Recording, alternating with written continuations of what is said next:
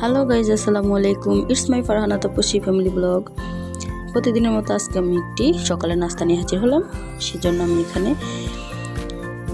চিতল পিঠা বানাচ্ছি আর খেজুরের গুড় আর নারিকেল দিয়ে খেয়ে নিলাম। কীভাবে আমি পিঠাটা বানালাম সেটা আপনাদের কাছে শেয়ার করব। তারপর আমি চলে গেলাম পিঠাটা তৈরি করতে। প্রথমে আমি এখানে পরিমাণ মতো চাউলের গুঁড়ি নিয়ে নিলাম। তার ভিতরে আমি পরিমাণ মতো লবণ দিব। এরপরে আমি পানি কুসুমের থেকে একটু বেশি গরম করে নিলাম। আর বেশি গরম করা যাবে না, তাহলে চালটা সিদ্ধ হয়ে যাবে, পিঠাটা নরম নরম হবে, ঠিক মতো হবে না। তারপর আমি লবণ দিয়ে পিঠাটা মেখে নিলাম ভালো করে।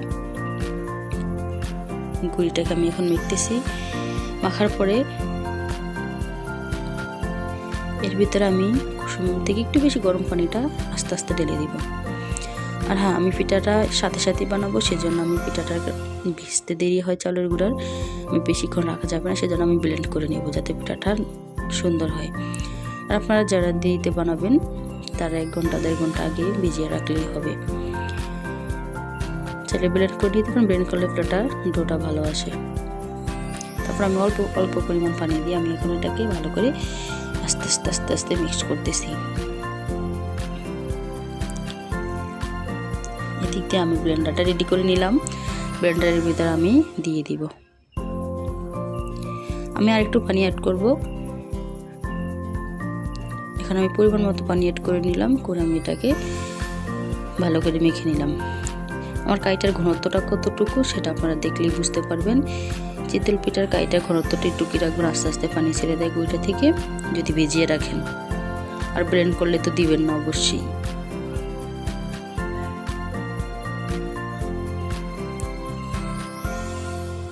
এরপর আমি ব্লেন্ডারের ভিতরে করে নেব। আমার বাসায় হ্যান্ড ব্লেন্ড নেই, সেজন্য আমি ব্লেন্ডারে এটাকে মিক্স করে নেব এখন। আর এই কাইয়ের ভিতরে আমি পরিমাণ মতো একটু পানি অ্যাড করব। তারপরে আমি ব্লেন্ড করে নিলাম। তারপর আমি একটি পাত্রে ঢেলে নিব। আর আমার ব্লেন্ডারের ঘনত্বটা কতটুকু আসছে সেটা দেখতেই পাচ্ছেন। এখন আমি ঢেলে নিব। এদিকে আমি মাটির চুলায় পিঠার হাঁসটা বসিয়ে গরম করে নিলাম। ভালো করে গরম হলে তার ভিতরে আমি এখন কাইটা দিয়ে দিব। আমার পিঠার হাঁসটা গরম হয়ে এসেছে। এখন এর ভিতরে আমি পিঠা ঢেলে দিব। এতে এখন আমি পিঠাটা ঢেলে দিতেছি। ঢেলে দিয়ে আমি ঢাকনা দিয়ে ঢেকে দিব। তারপর দেখবো আমার পিঠাটা তৈরি হয়ে গেছে।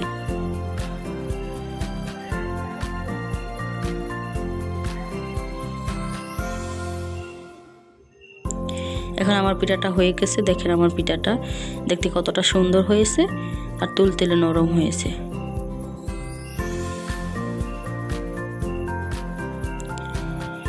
এরপরে এক এক করে আমি সবগুলো পিঠা বানিয়ে নিব।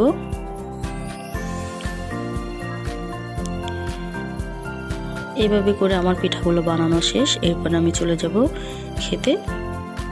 আমি এর সাথে খেজুরের গুড় আর নারিকেল নিয়েছি। চিতই পিঠা দিয়ে খেজুরের গুড় আর নারিকেল দিয়ে খেতে অসম্ভব ভালো লাগে। আর হ্যাঁ, আপনাদের কাছে যদি আমার ভিডিওটা ভালো লেগে থাকে তাহলে অবশ্যই আমার চ্যানেলটা সাবস্ক্রাইব করবেন আর নতুন নতুন ভিডিও পেতে লাইক করবেন, শেয়ার করবেন। ভালো থাকবেন, সুস্থ থাকবেন। আল্লাহ হাফেজ।